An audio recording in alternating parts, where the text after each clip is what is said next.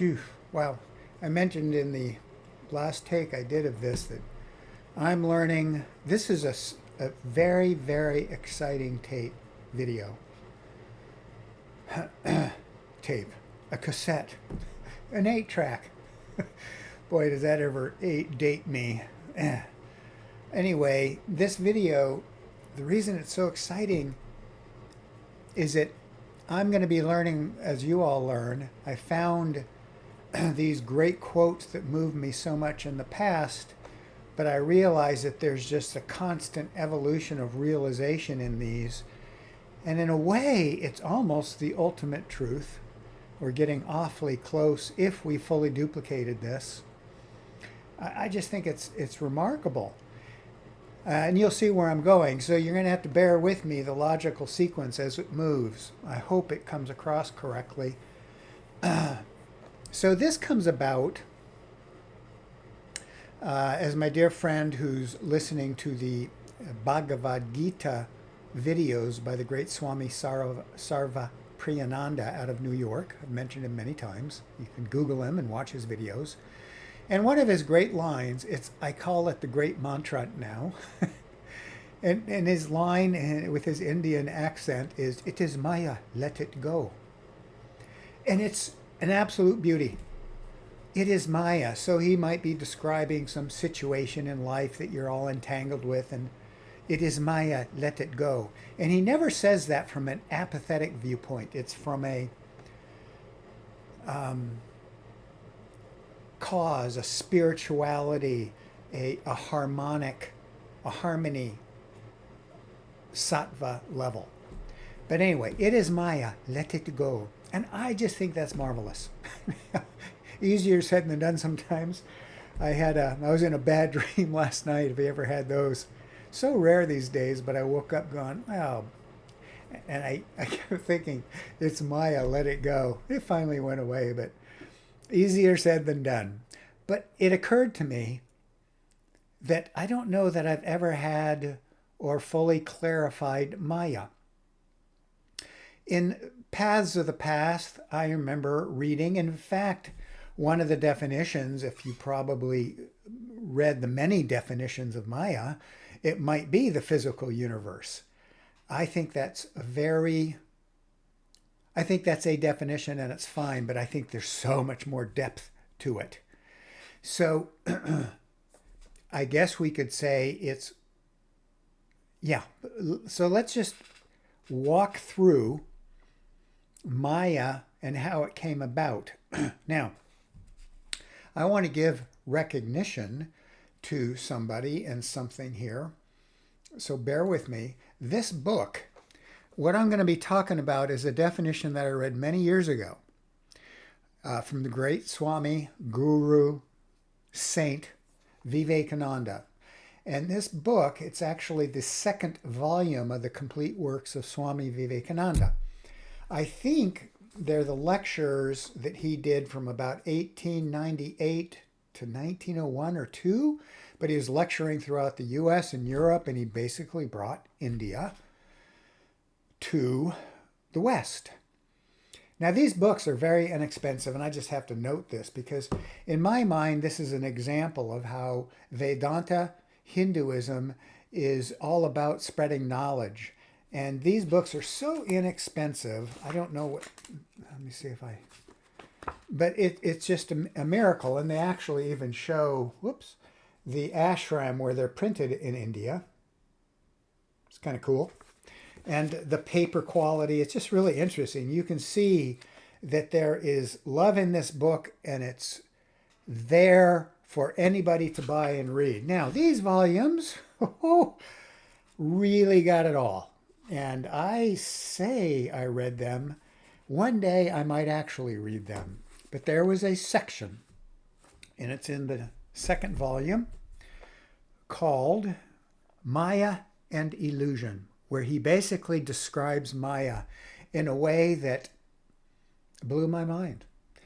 It was so beautiful, and it's way beyond just the simplicity of their spirit and their stuff, or their spirit and a body, or their spirit and the physical universe. And I'm going to try to do the best I can to describe it because it's many pages long. And what he does, and it's so beautifully written, this man's brilliant in his writing. He describes an example of Maya, and then he says, and this is Maya. And then he goes another example, and this is Maya. And if you read it, you just go, boy, do I ever get it. So he talks about, for example, and I'm going to do the best I can paraphrasing it all, but he talks about death. And he says, why are we clinging to death? We cannot give it up. We can't escape it. And he kind of just gets into that whole deal. I know when I was young, I never thought about it. Now I think about it. But not in a bad way. But it's just that whole area and how so much confusion there. And he says, and this is Maya. Another paragraph, he says, and what is this idea? I can relate to this one, that in the world we're chasing, quote unquote, the golden fleece. We think that will bring us happiness, whatever that goal is, or money, or whatever. And sometimes we achieve, but we never quite satisfied. We realize that that's not the answer. And he says, and this is Maya.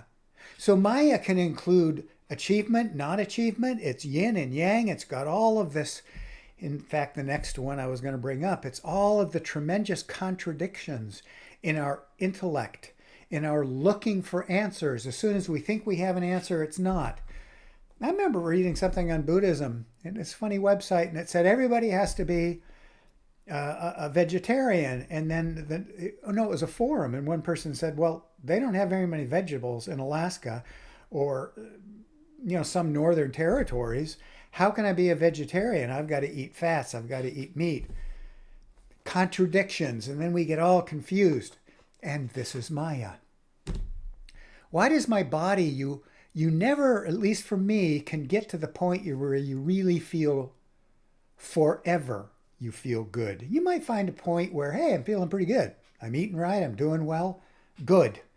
But can you ever, it seems like whenever there's something and you finally resolve it, then there's another one, whatever that is. And this is Maya. Another one I thought was great. He called it, I think, if I remember correctly, the reformists. A reformer comes in to change everything. And they reform it and everything changes. And then a whole new set of reforms are needed. And then you end up back at the original place. You fix one thing and then there's another. That is Maya. I did a video, I titled it Tender Mercies, and at the end of it, Robert Duvall, who has become a Christian and he's doing much better in life and he's learned to sing again. He's a pop singer that went through, not pop, a country singer that went through alcoholism. And he has some tragedies that happen at the end, and he's tilling the soil and he's saying, I just don't understand. Why did my daughter have to die? Why? Why do I work? I can't remember the exact words, but it's the same kind of thing. You have achievement and then boom, you have non-achievement. You succeed, then not succeed. All of this, that is Maya. So I think it's really, really interesting. And I'll say another thing that this ties into the same. Let me get off this book.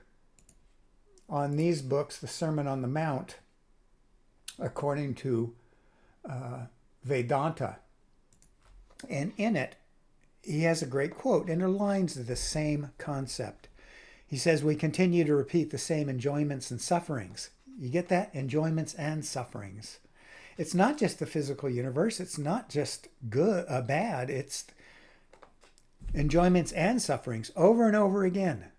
We waste our energies in the ephemeral achievements, worldly achievements, looking for infinite reward in the finite. I just think that's one of the most powerful statements. Doesn't mean we don't. If we're householders in life, we're still working, we're paying bills, we're still doing things. But if we're thinking we're going to get that golden fleece, that end all, in the ephemeral achievements, it just ain't going to happen. And that's Maya.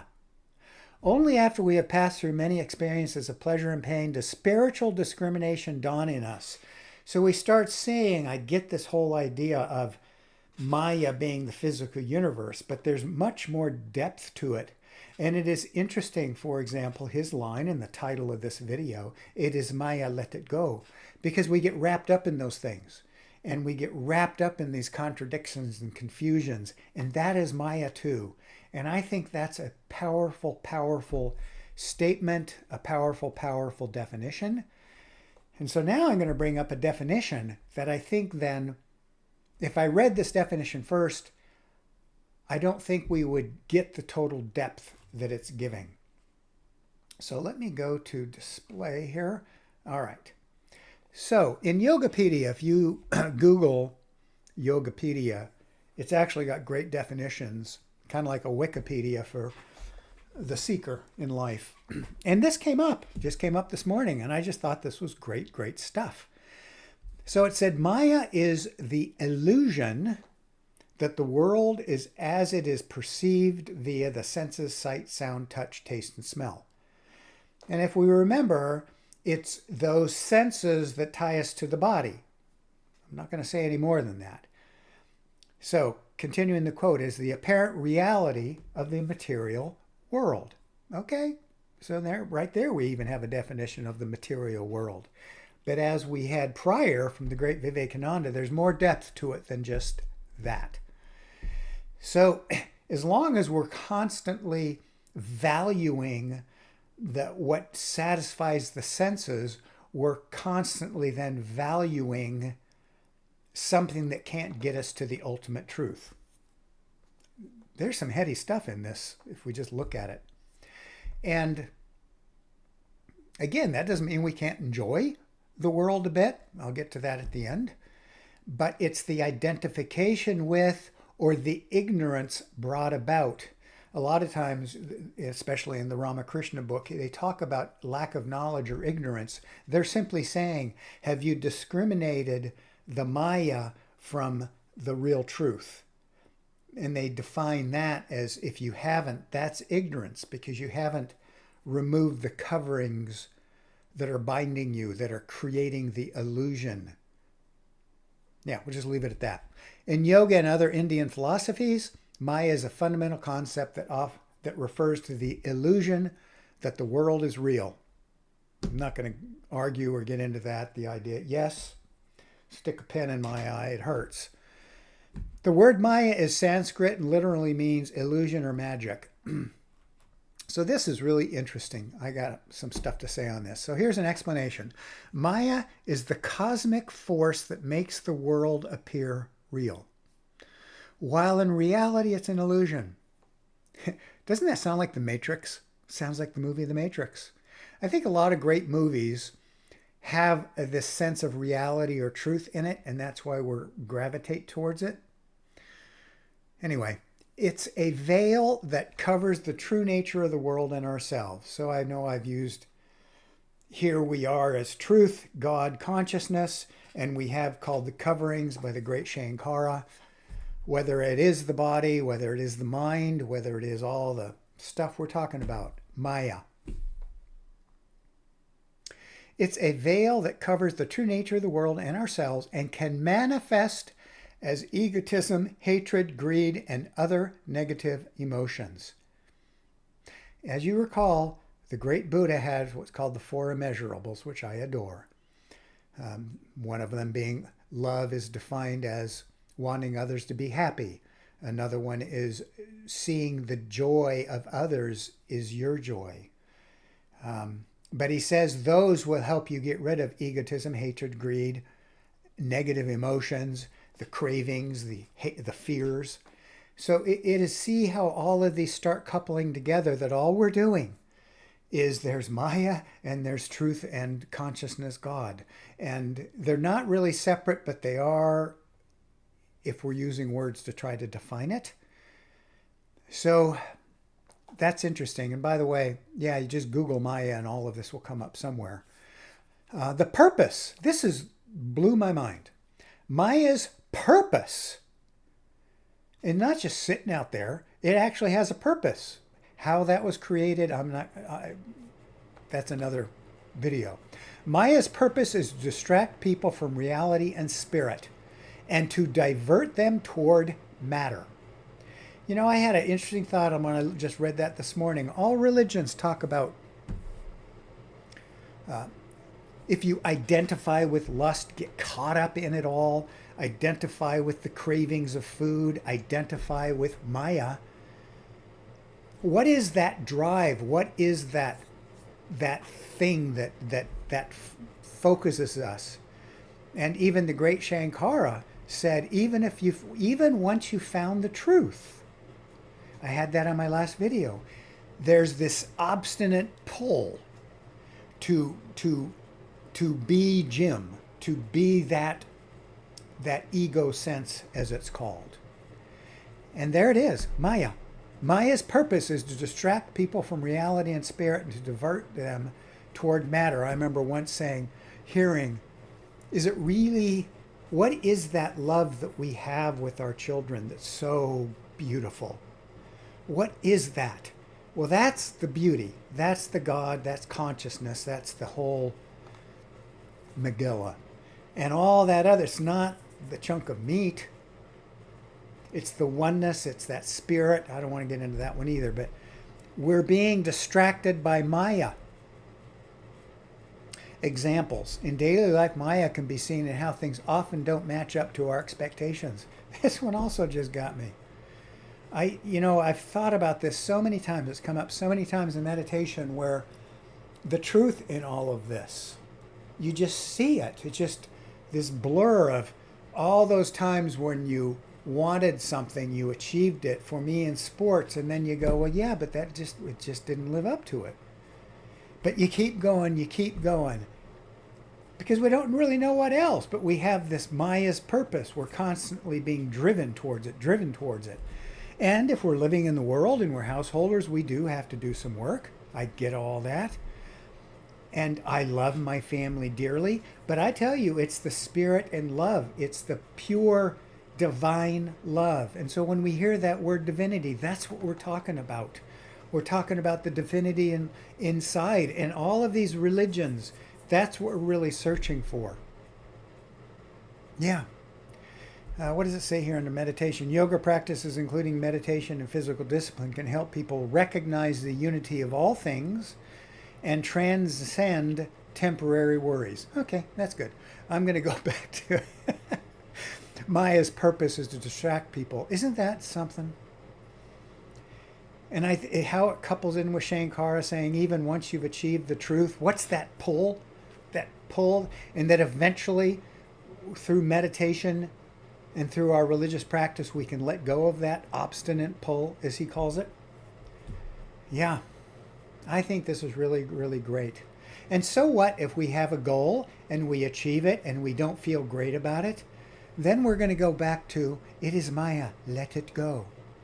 Because that's not going to be the goal, that physical universe or that life. Anyway, I think that's great. And I have one other thing to say on this that I think is marvelous. And somebody once, when I first started my video, said, well, what's the purpose?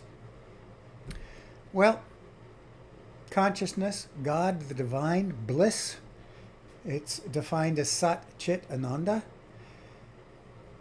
But I wrote down here this all joy, happiness, love is in the God consciousness, that side of things, not the Maya. Because if we're feeling joy from something in the world that we did, it's actually the Maya, the God consciousness that's there. So we get some of that. That's my comment. This is not a definition. So there is this definition of lila. I hope I'm pronouncing it correctly. And I thought this definition was really interesting. So it kind of ties into all this. But it says, can be loosely translated as divine play. So we have freedom and love in the divine play. The concept of lila asserts that creation, instead of being an objective for achieving any purpose, is rather an outcome of the playful nature of the divine. I'll just leave it at that. That's just, I think we can all learn and realize something from that. As the divine is perfect, it could have no want fulfilled. How can it even have a want? It's already there. Everything is, anyway. thereby signify. Okay, let me read it again. As the divine is perfect, it could have no want fulfilled, thereby signifying freedom instead of necessity behind the creation. Now, I just thought that was a really interesting one that I have not fully duplicated, but I love the idea that it's freedom, the divine, that's where we're going. It's not necessarily the doingness or the achievement. At least that's kind of, in my simple mind, how deep I can go. But I like it. I like the idea of divine play. I love the definition of the ultimate consciousness, God, as bliss, as infinite knowledge and bliss. So I'm ending it with the idea that the more we see that, the more we see and are, the more we see that, the divine, the consciousness, that side of the equation, the more we see and are the beauty, freedom, and love. I don't know how that one got in there. I'll correct it right now. So I do remember reading once that some great yogi came out and just said, all there is God. And thank you for the divine play. And it was just pure joy, pure love. And I was really hit with that. I don't know if it was because I knew it was pure truth, but all of this kind of, in one nutshell, explains it all. And so the more we meditate, whether we're only meditating on the divine, the pure, the love inside, or we're letting things go and gaining knowledge, great. Find your path and get after it. I believe this is all true. Truth. Yeah. So gosh, this is a good video. I'm really liking this. I'm going to keep going. So there you go.